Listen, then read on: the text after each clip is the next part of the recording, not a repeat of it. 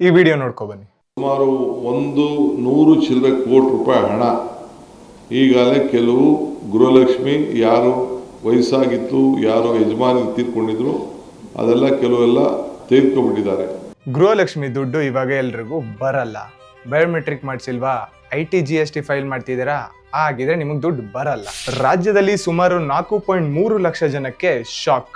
ಸತ್ತೋರ್ಗೆ, IT GST file ಮಾಡ್ತಿರೋರ್ಗೆ ಮತ್ತೆ ಆಧಾರ್ ಕಾರ್ಡ್ನ update ಮಾಡದೇ ಇರೋರ್ಗೆ ದುಡ್ಡು ಸ್ಟಾಪ್ ಆಗ್ಬೋದು ಅಂತ ಹೇಳ್ತಿದ್ದಾರೆ. ಸತ್ತೋರ್ನ ಮತ್ತೆ ಬೋಗಸ್ ಆಗಿ ದುಡ್ಡು ತಗೊಂತಿರೋರ್ನ ರಿಮೂವ್ ಮಾಡ್ಲಿ, ಓಕೆ, ಆದ್ರೆ ಶುರು ಮಾಡಿದಾಗ ಎಲ್ರಿಗೂ ದುಡ್ಡು ಅಂದ್ರಿ, ಈಗ IT GST ಫೈಲ್ ಮಾಡ್ತಿರೋರ್ಗೆ ದುಡ್ಡಿಲ್ಲ. ಮತ್ತೊಮ್ಮೆ ಎಲ್ರು ಕೂಡ ಕಿಲೋಮೀಟರ್ ಗಟ್ಲೆ ನಿಂತ್ಕೊಂಡು ಬಯೋಮೆಟ್ರಿಕ್ ಮಾಡ್ಬೇಕಂತ.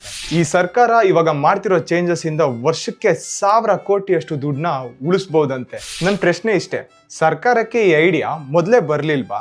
ಮತ್ತೆ ಗ್ಯಾರಂಟಿ ಸ್ಕೀಮ್ಗಳನ್ನ ನೋಡ್ಕೊಳ್ಳೋದಕ್ಕಂತಾನೆ ಒಂದು ಕಮಿಟಿ ಇದೆ ಅಲ್ವಾ, ಅವರೆಲ್ಲ ಏನ್ ಮಾಡ್ತಿದ್ರು?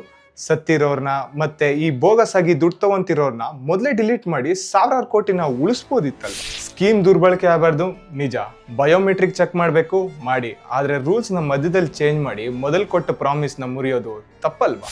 ಇದು ಕಾಂಗ್ರೆಸ್ ಸರ್ಕಾರದ ನಿರ್ಲಕ್ಷ್ಯನ ಅಥವಾ ಇದರಿಂದ ಬೇರೆ ಏನಾದ್ರೂ ಪ್ಲಾನ್ ಇದೆಯಾ? ಕಮೆಂಟ್ ಮಾಡಿ ತಿಳಿಸಿ.